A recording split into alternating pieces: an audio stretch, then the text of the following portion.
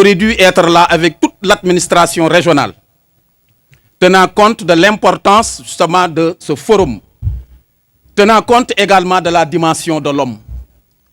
Cher Ahmed Saloum Dieng, un homme pétri de valeurs, un homme dont les actions, les propos constituent ce que j'appellerais le terreau duquel va germer ou vont germer les valeurs de la paix. Relayer le propos du chef de l'État, relayer le propos du Premier ministre, relayer le propos de l'ensemble des ministres du gouvernement du Sénégal, mais relayer le propos du gouverneur de la région de Thiès, qui, jusqu'au dernier moment, a tenu à être présent à vos côtés. Mais appelé qu'il a été par un autre devoir, il m'a chargé de venir vous relayer, vous témoigner toute sa solidarité, son soutien, son accompagnement. Parce que ce que vous êtes en train de faire, au nom de la paix, au nom de la concorde, de la convivialité sociale, vous le faites pour l'État du Sénégal, vous le faites pour le président de la République, vous le faites pour son gouvernement, vous le faites pour son administration, mais vous le faites surtout pour toute la communauté. La 20e édition du Forum islamique pour la paix s'est tenue à Thiès les samedis 12 et dimanche 13 novembre 2022. L'Union de la jeunesse musulmane du Sénégal, dirigée par Cheikh Ahmed Saloum Dieng, qui l'a initié, a choisi le thème central suivant: rôle des organisations islamiques et des guides religieux pour une paix durable en Afrique. L'ouverture du forum s'est déroulée en présence de plusieurs autorités religieuses, étatiques, administratives, de notables coutumières et d'hommes publics d'horizons différents, devenus très nombreux. Parmi les autorités, on peut noter M. Moussa Diagne, préfet de la ville de Thiès, son Excellence M. l'ambassadeur de la République de Palestine, son Excellence M. l'ambassadeur de la République d'Algérie, son Excellence M. Fatih Aïd Mohamed, Dr Abdou Karim Sarr de l'ONG Al-Wihda, une forte délégation égyptienne dirigée par d'éminents professeurs d'Al-Azhar du Caire, M.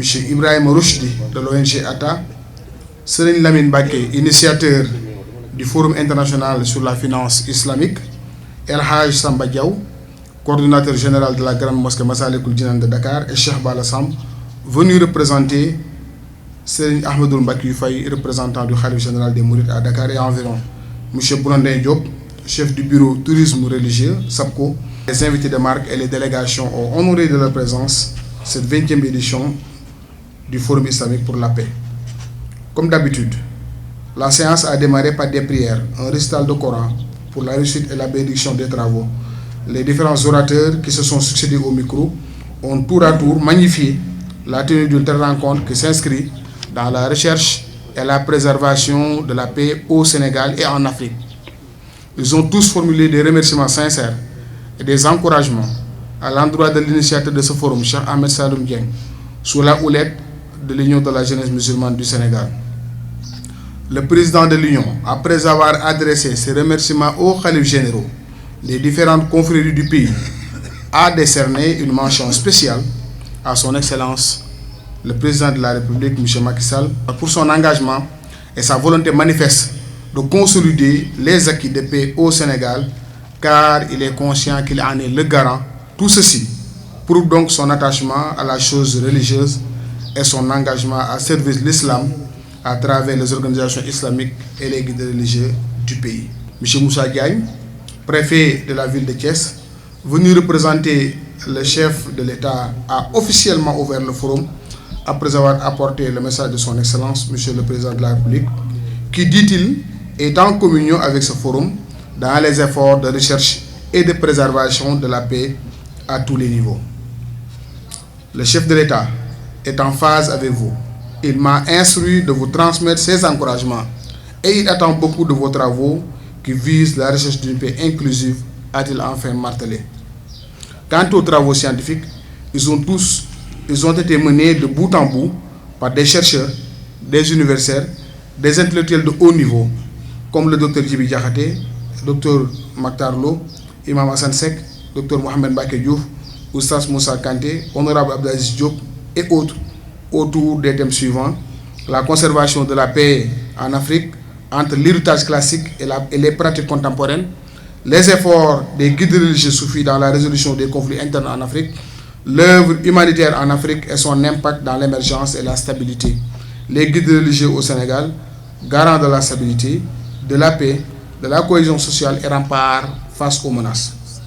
Les différentes associations islamiques et guides religieux du pays, qui avaient tous dépêché des délégations, ont apporté des contributions très riches aux débats qui ont été d'un niveau très appréciable, à l'issue desquels les recommandations suivantes ont été formulées. Le forum magnifie la posture des guides religieux dans leur mission d'apaisement du climat social et politique et les encourage davantage à plus de présence dans la scène publique pour dissuader, alerter et prévenir. Deuxième recommandation, le forum apprécie à sa juste valeur les efforts de conscientisation et de sensibilisation que font les organisations islamiques au Sénégal pour consolider la paix et les exhorte à œuvrer davantage dans cette lancée. Troisième recommandation, le forum recommande aux acteurs de la vie publique et sociale du pays à se ressourcer davantage aux valeurs de l'héritage classique qui cimentent les fondements de notre nation. Quatrième recommandation, le forum salue les efforts jusque-là déployés par son Excellence, le Président de la République et son gouvernement dans le dialogue national avec tous les acteurs du pays pour le maintien de la paix et la stabilité. Et enfin, cinquième recommandation, le forum exhorte les acteurs politiques de tous bords et la société civile à beaucoup plus de vigilance et de prudence dans les discours et les actes afin d'éviter tout débordement ou dérapage vu le contexte d'une sous-région marquée par des tensions internes et des soubresauts politico-militaires